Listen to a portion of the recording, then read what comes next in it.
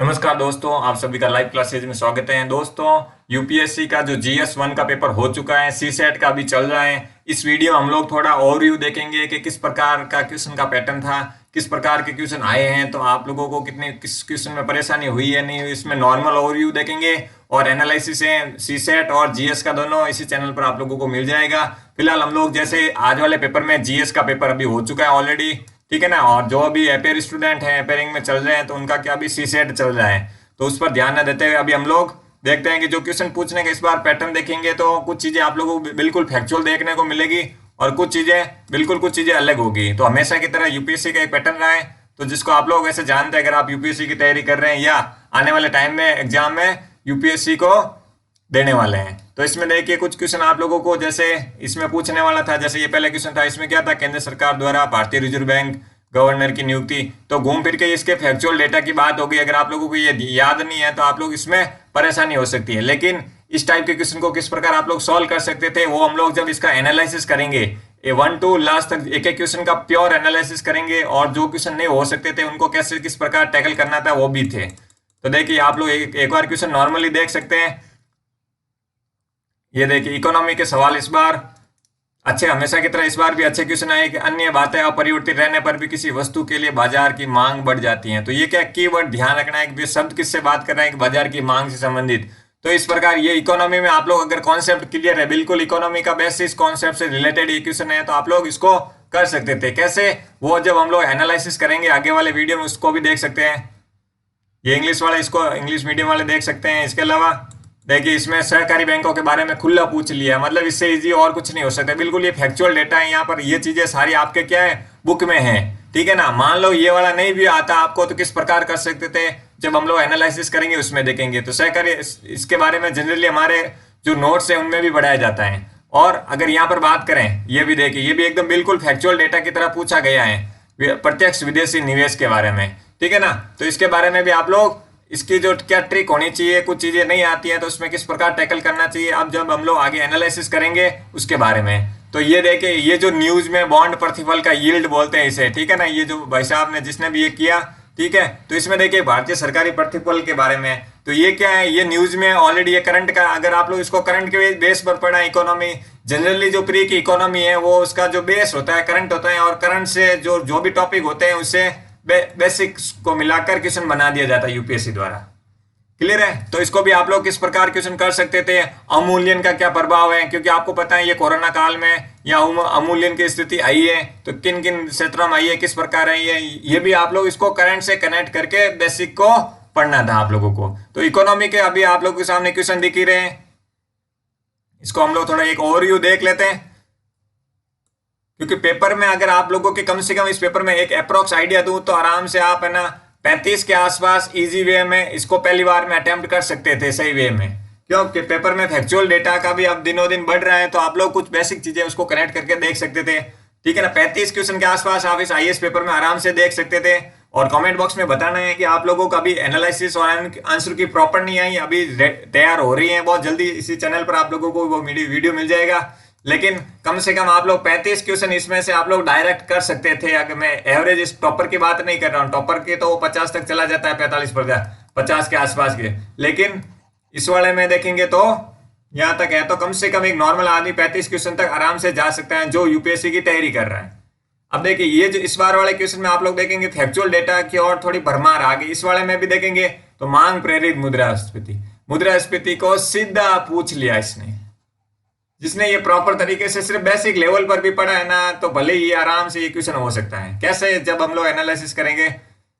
Economy की इस बार भरमार रही है, क्यों, क्योंकि कोरोना का इफेक्ट इकोनॉमी पर अच्छा खासा पड़ा है, और सवाल भी अच्छे क्वेश्चन है, ऐसा नहीं है कोई उटपटांग क्वेश्चन है। कुछ क्वेश्चन है जरूर अच्छे, लेकिन उसमें आप लोगों को थोड़ा दिमाग लगाने की जरूरत थी।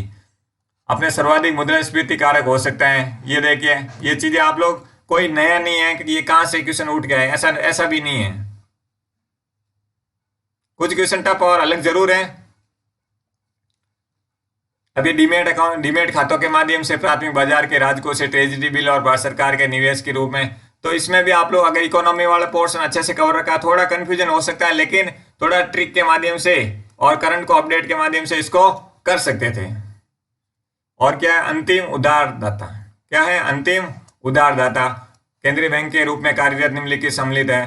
तो इस प्रकार के जो स्टेटमेंट बेस्ड के क्वेश्चन होते हैं इसमें थोड़ा अपना नॉलेज भी यूज करना है, थोड़ा जो कॉमन सेंस बोलते हैं ना, ऑन मोमेंट, जो एग्जाम के टाइम में ढंग से पढ़कर कुछ चीजें होती हैं पॉजिटिव वे में बताई जा रही है या कुछ चीजें नेगेटिव वे में, जब मैं एनालिसिस कराऊंगा एक एक क्वेश्चन को तब ये सारी चीजें बताऊंगा। अभी सिर्फ एक ओवरव्यू है छोटा सा, उसको देख लेते हैं।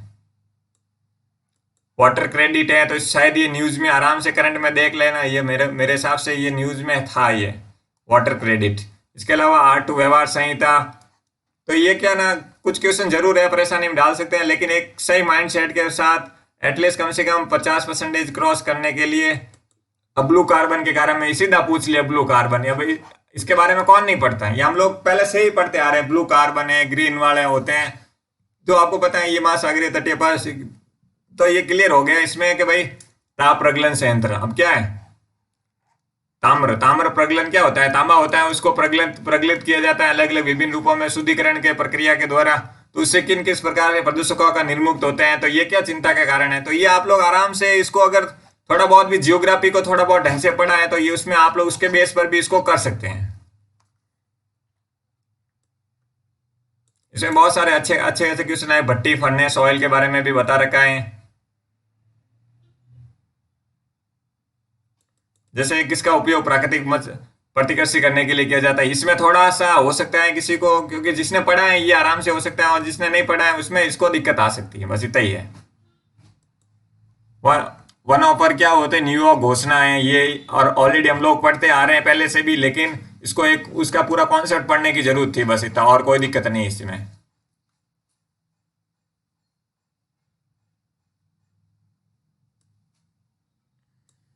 जब इसको एनालाइज करेंगे तब आप लोगों को बताना है कि किन के कितने सही हो रहे हैं, कट ऑफ क्या रहेगी, आंसर की का एक एक क्वेश्चन को हम लोग पूरा डिटेल में जानने की कोशिश करेंगे। इस टाइप में थोड़ा दिक्कत हो सकती है कि भाई जीव निषेधक, ये थोड़ा हो सकता है आप लोगों ने पढ़ा नहीं हो, लेकिन अपन को सारे सवाल सही थोड़ी करने हैं, अपन लोगों को तो कम से कम 50-55 के बीच में सही कर लिए। तो पिछली बार तो सिर्फ 45 से भी नीचे, 45 के आसपास के सिलेक्शन हो चुका था पिछली बार। तो ये आप इसका पेपर का ओवरव्यू देख सकते हैं यहाँ पर।